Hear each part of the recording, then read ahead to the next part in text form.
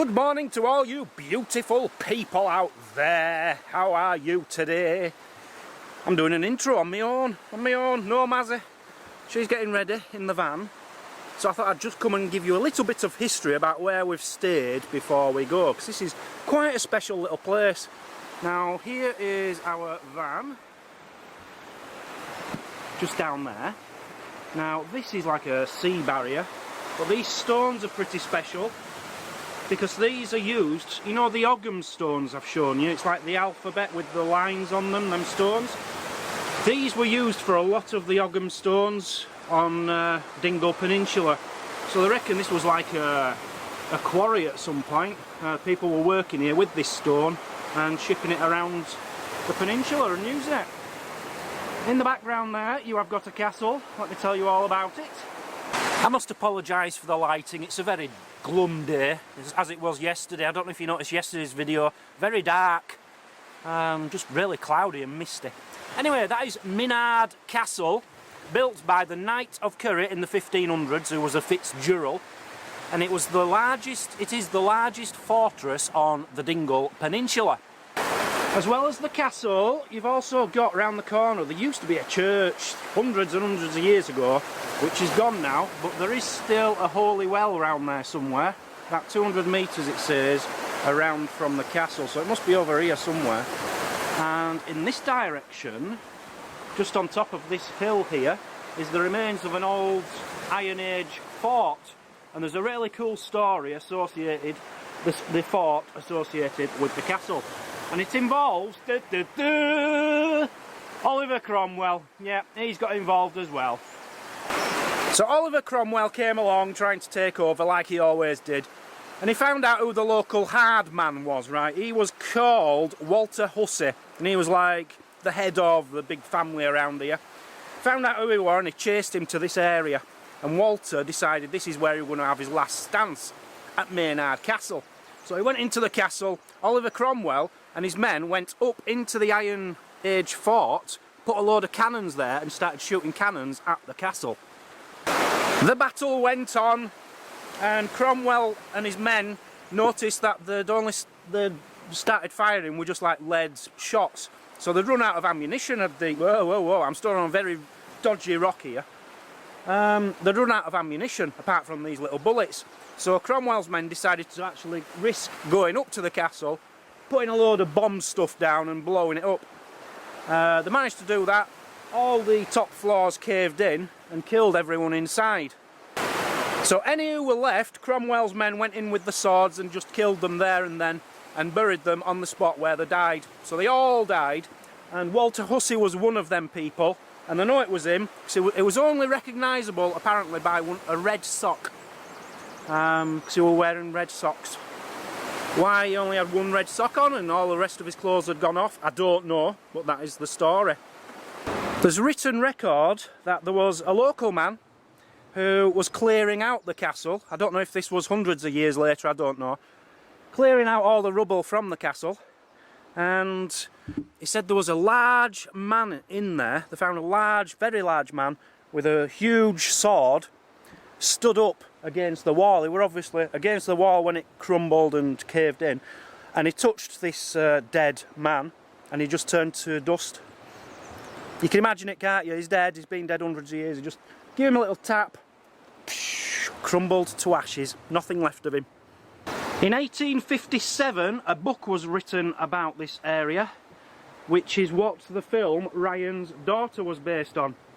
Now there's a local woman who actually said that this area, they had to send all the kids, all the daughters and sons to America because they couldn't afford to keep them here until this book was written, and it made the place famous. So it started to become prosperous, and she was really happy that the book was written about it. And she actually said she only wished that Ryan had a second daughter. In other words, bring in the tourists, bring in the money. It worked. So the big question is, do you know the story of Ryan's Daughter? Because I'll tell you where this comes into it.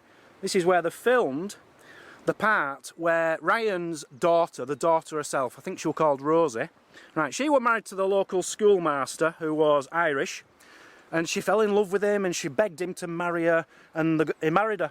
and then she decided she didn't like him, she wasn't happy with him. This English captain had just come back from the war. This is World War I, I think. Just come back from the war and settled here with some of the English men. Rosie was in the pub serving drinks, and this English captain went in there and he had a limp. He dragged his leg behind him. You might have seen recently, I did a little clip where I was dragging my leg behind me, and it was because I'd watched Ryan's Daughter the day before and I got the idea from that. Anyway, she fell in love with him and she was kissing him there and then in the pub within half an hour of meeting him. Tongues and everything. They locked the door so people couldn't get in. And anyway, after they'd had a bit of nookie, he said to her, "When can I see you again?" She says, "Well, meet me at Tower tomorrow at 3 o'clock. The Tower. That is the Tower out of Ryan's Daughter. That is where they met, on horseback, and that's where they first had sex, in a bush somewhere near the Tower." Good morning, Mazzy. Good morning. How are you today? Yeah, I'm good. Sorry, I'm on the drag. It's alright. I've just been telling them the story about the castle.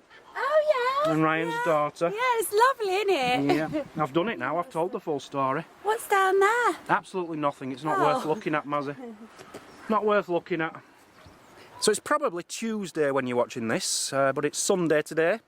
Yeah. Which means we're going live this afternoon. And we didn't really want to be going back to Dingle, but we're going back to Dingle. We're haunting the place. We can't get away from it. Yeah. One reason is we had good showers last night and used half a tank of as water, so the good thing about Dingle is we can fill up with water again. And we've got a good signal, so... And Liverpool are playing today at the same time as the live. Oh, yeah. Gutted. Yeah. Gutted. So I'll miss the first half of the football, never mind. Anyway, let's get going, because if you don't get into Dingle early, you will not get one of them good spots. So this is Minard Castle. I think it's about, I don't know, 10-15 minutes away from Dingle itself. And as we saw yesterday, Dingle was full. You couldn't park there. So personally, I would strongly advise parking here. It's a great spot. Room for about 6-8 motorhomes. We were the only ones here last night, and nobody came after 7 PM, 6 PM. Very quiet at night. There's a lot come through the day to have a look around. But a really nice, peaceful spot with quite a lot of history. I loved it. Apart from you've no internet. Well, very, very little internet. You didn't like it, did you? You had a bad feel about it. Yeah, bad vibe. I don't know why. I'll tell you why. You were picking up the vibes of the dead soldiers. Yeah. Probably. Because you're like that, aren't you? Yeah. But yeah, a lovely spot, a good alternative to Dingle if you're in the area. Right, let's go to Dingle, and if we can't get there, we'll come back. Plenty of space. Told you there would be. There's a few fans. Right, we're going to have to reverse in like he has. Oh, really? Why? Yeah. Because I think that was part of the problem yesterday. People weren't happy with us sticking out too much. Who wasn't happy with it? Well, this first night here, we were getting some funny looks because we were stopping someone parking there because we're long. But if you put your back end hanging over, you do have... You know what I'm saying? Today, we are having... What day is it? Sunday, Mazzy. We're having Sunday roast! How Sunday exciting. roast! And we're going to do it sort of live, on us live. Yeah, but I've got to prep things first, haven't I? And I've got to fix the van. Oh yeah, you're going to do... Live. Yeah, which we'll go into on the live too. Yeah. So, let me just show you, the kitchen and house is a bit of a mess at the moment. Going to be making cauliflower cheese from scratch. Just making some stuff in there, my roasties ready to go. Everything's going to be ready to go. We've got red cabbage today. That'll be nice. And you've got your beer, so I've got a happy man too. Well, it's Carlsberg. Yeah, I'm alright, I'm happy. I'm just a bit unhappy about the car park situation at the moment. It's full. Yeah. I'm wondering, we could move over a couple of foot that way, yeah, but it isn't our fault. Other cars have parked stupidly around us. If we move a few foot that way, another car can get in next to us, but then we can't step out properly. You know what I mean? Yeah. But another car can get in, so I think leave it for now. A couple of spaces are just turned up. That's it, there isn't any more Well, now. there's one more space beside her. No one can get in there. Right, just basic stuffing today. I do like it when you add a few extra bits, you know, breadcrumbs, bacon, etc. But it's just paxo with a knob of butter today. As for me homemade cauliflower cheese, I'm going to prepare the sauce. Usually now you need cheese sauce. Absolutely none in the supermarket at all. You need mustard, preferably English because Coleman is the best, and some cheese. Just about going to make the cauliflower cheese. Like I said, if you can get cheese sauce, white sauce is fine now. I'm going to just put the lot in because I've got a lot of cauliflower today, and I'm going to go for 2 of these. What's that? English for the cauliflower cheese. Oh, I want tuna pasta tonight. See, you can see the different colour now. Right, I'm just going to mix in a little bit of cheese too and save some and then pop some on top. Time to add the cauliflower. See, I've done a few big chunks, but I've did little bits too. Even if we moved over, it'd be too. And then just mix that up. Sorry, did I interrupt you? You did. You're so concerned today with everyone else. I was thinking of moving over to get another car in here, but I've just realised I've been stood back from a distance and looked, and we aren't that bad. And even if we move over that extra 2, 3 foot... Honey, relax. Don't stress about it. I'm not stressed. Sit down, have your beer and relax like a man. You've got football today. Liverpool, last day of the season. We are the champions. Finished product. Now that's all prepared, ready just to go into the oven. Now you can buy this, but no, the supermarket didn't have none today. Easy to make anyway. Right, on to the stuffing. Dan now, he's one of these, even when it comes to parsnips and roast potatoes. Isn't this right, honey? You just like the outside and everything has to be crispy and black. So everything has to be the small. inside of stuffing, I don't see it point in I don't know why people make that. Why don't they just have the outside? You know, the crispy, blacky bit? Crispy bit. See, same with roast potatoes, parsnips, anything like that. I'll tell you what, I'll do stuffing different then today. So it'll just be a load of crispy bits on your plate, yeah? Yeah, I know what you're saying, but am I not having tuna pasta? Now that's bound to get crispy, isn't it? Look how thin that is. Usually I do little balls, but he wants crispy. He's going to get crispy. Tuna pasta. Oi! Crispy tuna pasta, that's what I want, Mazzy. You look so cutely happy. Got your football, yeah? As you would expect, I was struggling, we've just finished us live, so that I can watch football, and I could only get it in Arabic. But I've managed to get it. Good picture. English, BT Sports. It's just stopped, Mazzy. Oh no. It's just stopped, Mazzy. Liverpool. Oh, it started again. Liverpool are losing 1-0, but we're not bothered because we are going to win. We're playing Newcastle. We'll probably win 3-1 or something like that. It's only 8 minutes into the match. 6 minutes. 6 minutes. Yeah. Still. No problem. So at least I've got it. I can now sit back and watch Liverpool score 3, 4, 5 goals. After 2 hours, the roasties and parsnips are starting to take colour. This oven really isn't as good as a home oven, but we're nearly there. So I've just got to put some other bits and pieces in the oven now, and I'll just keep them aside and keep them warm. They might need doing a bit more though. Right, it's all nearly ready, just making some gravy and gonna start dishing up now.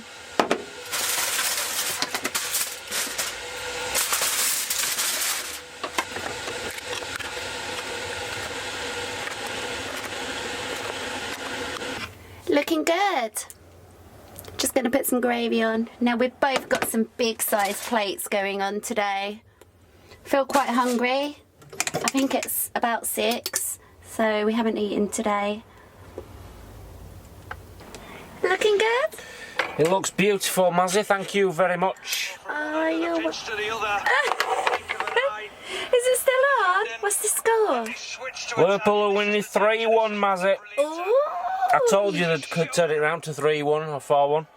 Yeah. Mane scored. Yeah, it's not tuna pasta, but it'll do. It'll do, eh?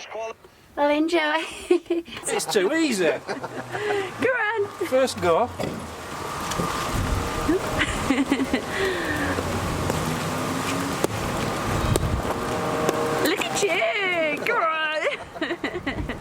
allergic to football. There's different sizes Say depending good on your morning, height. Chris. Good morning, This is Chris. our neighbour. Hello. This is the one on us live yesterday who was beeping his horn. Yeah, good neighbour from Dublin, Dublin man. Yes, just having a little chat, and I've just been doing hurling. Yeah. Anyway, it's morning after. We're moving on to Ballybunion, so come along with us. Ah, okay. You want to hold it shorter. What are you doing, woman? Do what? Hold it shorter? What, like down there? Yeah, cheap, yeah. Nice and easy, nice and easy. That's it. I think she has it. It's hurling, not curling. So here's your very last view of Dingle. The Dingle Peninsula. Way out yonder in the distance there, where is it? Let's zoom in. Is Brandon Creek, where we loved. It's a beautiful sunny day, but the wind's certainly getting up now. Beautiful Mazzy's just been sick, poor girl. Not well. I don't know what's wrong. You'll be fine, you'll be fine. Yeah. So take it in, people. Dingle Peninsula, get yourself there. It is a beautiful, beautiful place. One of our favourite places in Ireland so far. You are just the best. I am the best of the best of the best of the best. Fixed the fuse problem. Thank you so much to Tom who got me them 2 fuses yesterday. When we were live yesterday, we tried to fix it. It didn't work, but what had happened is it had blown that fuse again, which I found out this morning. And he gave me a 10 amp one at the same time, and for some reason the cigarette lighter fuse had gone. I think I might have tried to plug the other in there by accident or something, I don't know. But his 10 amp fuse came in to fix the cigarette lighter that got fixed. Just stopped at a garage, got 3 more 15 amp ones, put one in, working. Excellent. That's what you see in Ireland. Give me a wave. That's so good, isn't it? You wanted to have a go at one of them, didn't you? No. I'm sure you mentioned it a while I did back. not want to have a go on one of them. When we went to a museum, no? No. Okay, I'm just tired. Actually, is this Tralee? This is Tralee. We had a good time here, didn't we? Check this house out, look. Little thatched circular house. What is that? Oh, that looks good. It's going to be a hotel, actually. Yeah, did we enjoy Tralee? I can't remember coming, to be honest. Don't you? Unless we're parked... No, I don't know. I know we're parked back there where I just said, near a windmill. I don't know. I think I've got fond memories that we enjoyed it here, but I can't particularly remember why. We might have been here.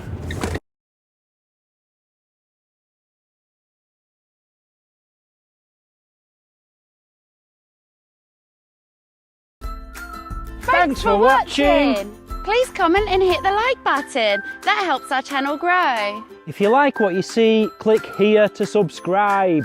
Check out this other great video. And if you really want to show your support, join the club, become a Patreon for extra videos and perks.